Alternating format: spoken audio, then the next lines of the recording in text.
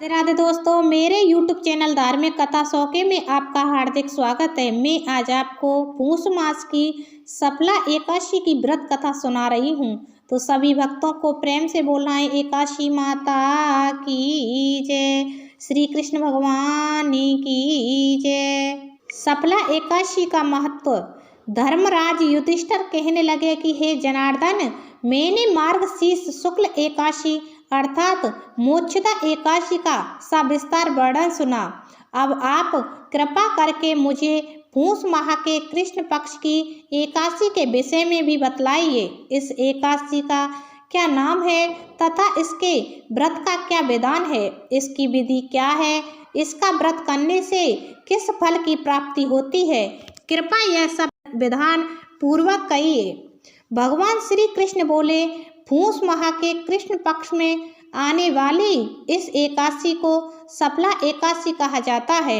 इस एकादशी के देवता श्री नारायण हैं। विधि पूर्वक इस व्रत को करना चाहिए।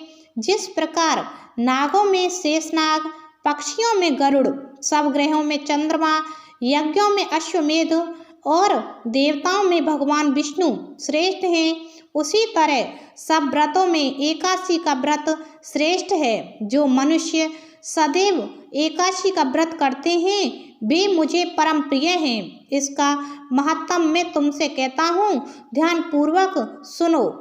भक्त वत्सल भगवान श्री कृष्ण कहने लगे कि धर्मराज, मैं तुम्हारे स्नेह के कारण तुमसे कहता हूँ कि एकादशी व्रत के अतिरिक्त मैं अधिक से अधिक दक्षिणा पाने वाले यज्ञ से भी प्रसन्न नहीं होता हूँ, अतः इसे अत्यंत भक्ति और श्रद्धा से युक्त होकर करें। हे राजन, द्वादशी युक्त पूष कृष्ण एकादशी का महत्व तुम एकाग्र चित्त होकर सुनो। सफला एकादशी व्रत कथा। चंपावती नगरी में एक महिष्मान नाम का राजा राज्य करता था। उसके 4 पुत्र थे। उन सब में लुम्पक नाम वाला बड़ा राजकुमार महापापी था। वह पापी सदा पर स्त्री और वेश्यागमन तथा दूसरे बुरे कामों में अपने पिता का धन नष्ट किया करता था। सदैव ही देवता, ब्राह्मण, वैष्णवों की निंदा किया करता था। जब राजा को अपने बड़े पुत्र के ऐसे कुकर्मों का पता चला तो उन्होंने उसे अपने राज्य से निकाल दिया।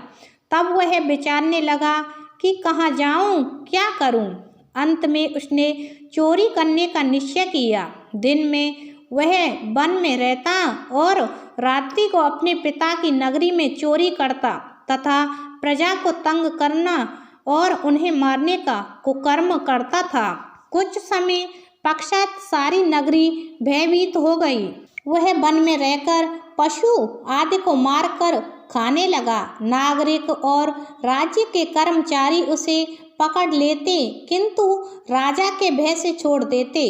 वन में एक अति प्राचीन विशाल पीपल का वृक्ष था। लोग उसकी भगवान के समान पूजा किया करते थे। उसी वृक्ष के नीचे वह महापापी लुम्पक रहा करता था। इस वन को लोग देवताओं की क्रीड़ा स्थली मानते थे। कुछ समय पश्चात पूष कृष्ण की दशमी के दिन वह वस्त्रहीन होने के कारण शीत के चलते सारी रात्रि सो नहीं सका। उसके हाथ पैर अकड़ गए। सूर्योदय होते होते वह मूर्छित हो गया।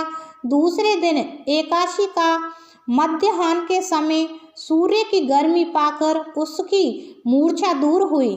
गिरता पड़ता वह भोजन की तलाश में निकला।